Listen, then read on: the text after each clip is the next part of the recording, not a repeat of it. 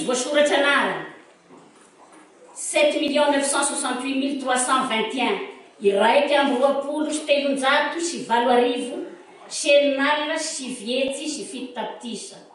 Isan'ny mpifidy nandatsabato 4 44 391 iraika amby sivifolo sy telonjato sy efatra arivo sy efatralina sy efatra tapitisa. Isan'ny vato fotsy sy maty 182 166 na efatra faingo dimampolo.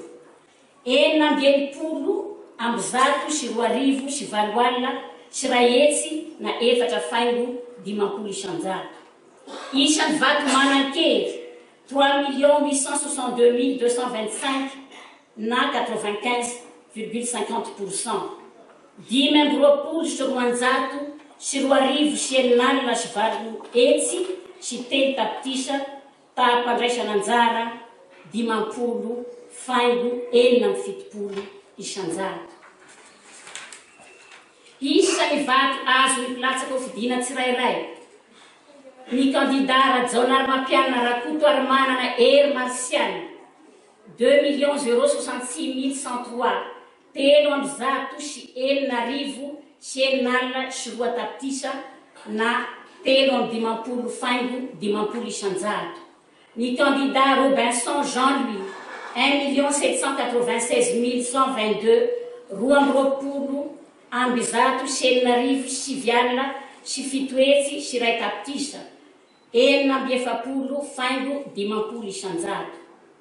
Andininy faharoa ity fanapahana ity miaraka amin'ny tovana voalaza ny andininy etsy ambony dia alefa amin'ny fitsarana manokana misahana fifidianana amin'ny lehibe ny andro mpanjakany tetezamita ary ampahafantarana ny besilimara amin'ny alalan'ny petadrindrina sy aina manjery ary aely arak'izay ilaina azy.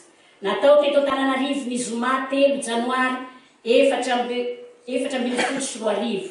Ireo mpikambana amin'ny veoneram-pirenena mahaleo-tena misahana fifidianana amin'ny tetezamita dia ahitana ny filoha Atala Beatrice Janine, ny filoha lefitra Tahindo Gervais, Ranay Arliva Andrina Mamy, ny mpampakateny Aubierge Sidonie Rasoatsinampoizina, Rakotondrazaka Fanomezana Espéré, ny mpikambana Randriamanantena Soa Martin, Randriamanana Charles, Andrianaivo Dora José, Rafoliso Antimiana, Ranjanto André, Rakotson Henri, Chambo, Rachora Romeno Rafanatera, Andriamanasiny, Félix Adolphe, Mam Dieudonné, Marbelson William Ladislas,